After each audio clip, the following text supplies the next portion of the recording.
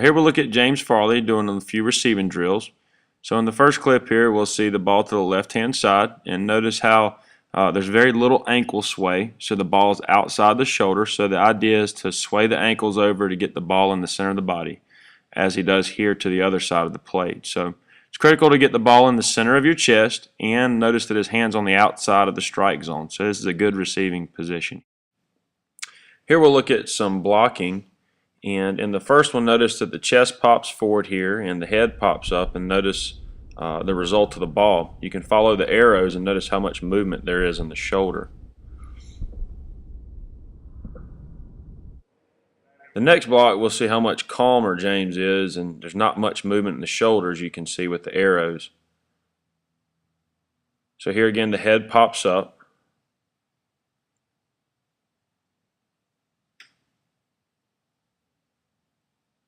And the ball will bounce off to the left there. So again, notice the head not square, the shoulders are too far forward, and this is a form, an excellent form here. So again, the head not square, and then this would be good form again. Shoulders are tucked. The elbows are tucked. The chin is tucked. Good base there. So the head square here and the ball deflects very nicely back straight down. So this is the difference at impact between the head not square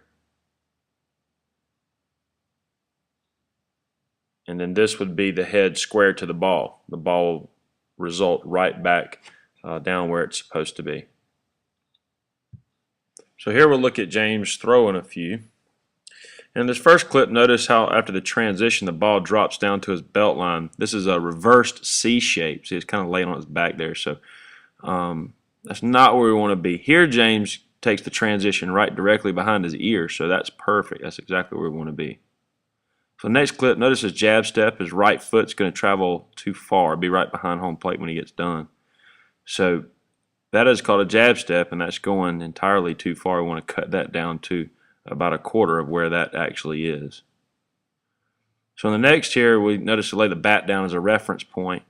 James is going to cut the jab step down to a fraction of where he was before. Ball travels back to the ear, and this is a much quicker release, so that's actually a pretty good throw there. From the front side, we'll notice that James could probably get his front side turned towards second base a little bit more, and his front side foot maybe needs to be a little bit more towards the target. So, all in all, this throw is shaping up pretty nicely. Just a few more things to work on. All right, so we'll take a few clips of James hitting. Here in the first clip, notice that the front hip pulls out as what would be third base, so really rewind it here. And again, notice that the front side kind of pulls out just a little bit. We'll take a swing and hits the ball pretty good there to the left side. Now, here we'll take a look at the swing and we'll slow it down and freeze frame it in the middle. And a couple things that we want to look at is James maybe leaning over a little bit too far at the hip and is causing his hands to cast away. So if we can stand up a little more direct and hit against our front side, probably will create a shorter swing as well.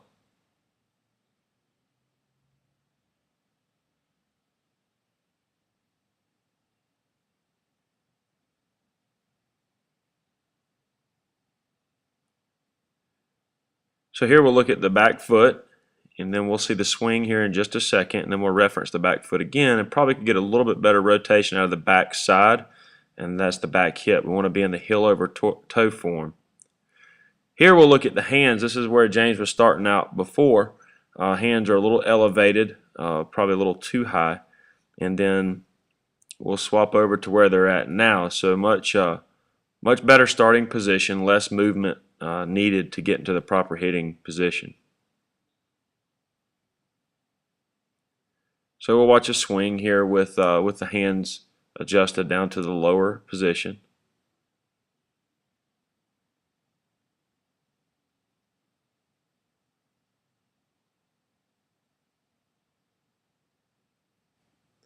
And again, we'll just reference, this was the starting point when at the release point from the pitcher. This is where the hands were, and this is where the hands are now.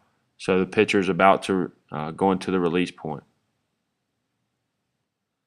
Here we'll look at a side view, and here you'll see James' hands going back and loading. The hands are loading, but the front side probably needs to load a little bit more than what it is. The old saying, when the pitcher shows you his butt, you show him yours. So here you see that James is a little bit too extended on the swing. Pitch was probably outside, and sometimes that'll happen. Your hands will get a little too far from your body. So again, we'll slow-mo one down again. Again, very little recoil on the bottom half, and ideally we want to create a little bit more power with our legs. So we do that by when the pitcher shows us his butt, we will show him ours as a hitter. So the hands load, not much load down on the lower half. So that's something to work on, something to think about there. So again, thank you for watching this, and hope it helped.